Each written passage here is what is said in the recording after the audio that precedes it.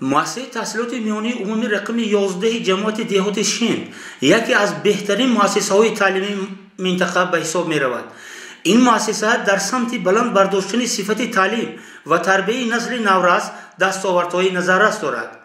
عبدالجبارов معروف، بزرگمهر تاج‌الدین، کریمov قدرالدین و چندین نفران دیگر اینچنین در جاده آموزگاری به مانند خالمراد رحمانقل، مقبل و برنا و چندین نفران زیاد درس میگویند.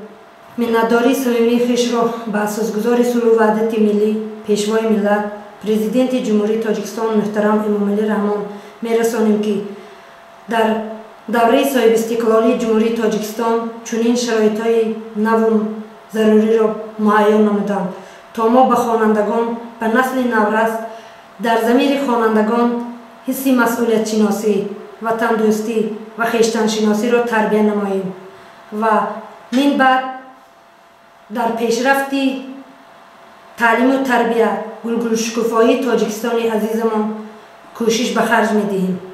مؤسسه در یک محل زیبا و آرام جماعت دهات شین جایگیر بوده با تشبث و کوشش‌های رهبریت و آموزگاران به یکی از مؤسسه‌های نمونوی تبدیل یافته است.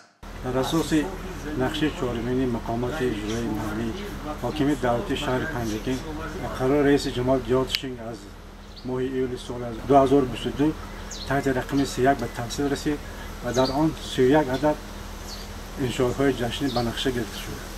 تا همین روز به مقدار 16 عدد انشاءهای جشنی به اتمام رسانده شده فعالیت دارند و در باقی مانده انشاءهای جشنی در اکثریت آنها کارهای ساختمانی رفتاری ساخته است. اینچنین به مقدار 4 عدد انشاءهای غیر نقشه‌ای ساخته به استفاده داده شده است.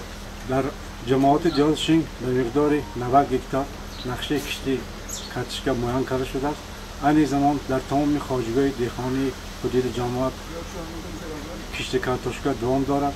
مخصوصا امروزها در موضعهای کوهستانی جماعت دهات کشتی کارتوشکا دوام دارد و تا امروز به مقدار 53 هکتار کارتوشکا کشت کرده شده است.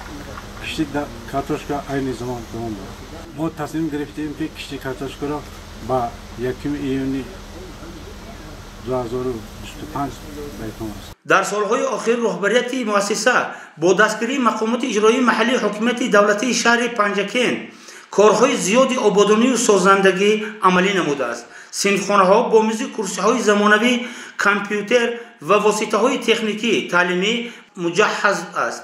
همچنین برای رشد ذهنی و جسمانی خوانندگان تالار ورزشی کتابخانه بوی از کتاب‌های علمی و بدیهی موجود است. من خواننده صنف نهم مؤسسه تحصیلات میانی عمومی نمره 11 بلوغ و شهرنازا میباشم. من اولین مرتبه در آزمون فنی بیولوژی اشتراک کرده سزاوار جای سوم گردیدم و اینچنین در آزمون این فروغ معرفت اولین مرتبه شده است که اشتراک کردم و اینچنین سزاوار جای افتخاری گردیدم. انیس کنج تنهایی کتاب است، فروغ صبح دانایی کتاب است. من اسکندر و آرزوگل خواننده صنف ده مؤسسه تحصیلات میانه عمومی رقم 11 می باشم. من طول 4 سال است که در آزمون فروغ صبح دانایی کتاب است اشتراک می ورزم. سال 2023 در آزمون فروغ صبح دانایی کتاب است در دور شهری سزاوار جای سوم گشته راخت به دور ولایتی گشتم. سال 2025 باشد در آزمون فروغ صبح دانایی اشتراک نموده سزاوار جای افتخاری گشتم. من در این آزمون جای هم نگرفته باشم راه افتاده نیستم و کوشش کرده ایستادم که سال دیگر اشتراک کرده سزاوار جای نمایان گردم. من منتداری خود را با اساس گذاری صلح و وحدت ملی پیشوای معظم ملت امامعلی رحمان میرسانم که برای ما جوانان چنین چاره‌بینی ها را فراهم آوردند. علمت به عمل چو یار گردد قدری تو یک هزار گردد. من بابای و عزیز بانو خواننده صنف 9 مؤسسه تحصیلات میانه عمومی نمره 11 جماعت دهات شین می باشم و سال اول است که در آزمون جمهوری المپیاد از فن تاریخ خلق تاجیک اشتراک کرده در دور شهری سزاوار جای دوم گردیدم و به دور ولایتی راه خط نمودم. من آبلاقلا و شفاعت خواننده صنف 9 مؤسسه تحصیلات میانه عمومی رقم 11 می باشم.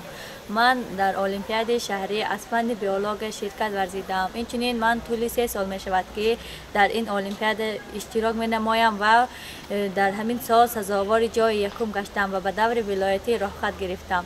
آموزگاران مؤسسه دائما برای بلند برداشتن سطح دانش و ملکه خوانندگان از اصولهای معاصر تعلیم استفاده می‌برند. خوانندگان مؤسسه در آزمون‌های فنی، مسابقه‌های ورزشی و چاره‌بینی‌های فرهنگی فعالانه شرکت ورزیده جایهای نمایان را اشغال می‌کنند. در دایره کارهای آبادانی و پیشواز 35 سالگی استقلالیت دولتی جمهوری تاجیکستان در حدود مؤسسه کارهای زیادی ساختمانی و زیبایی شوی به انجام رسیده است. با چنین دستاوردها مؤسسه تحصیلات میانی عمومی رقم 11 جماعت دیهات شین امروز نمونه عبرت برای دیگر مؤسسه‌های تعلیمی ناحیه به حساب می‌رود. مؤسسه مذکور با فعالیت پرمسئول، شرایط خوب تعلیمی و آموزگاران صاحب تجربه سهم ارزنده در رشد ساحه معارف جماعت شین و تیار نمودن نسل باسواد و وطن دوست دارد.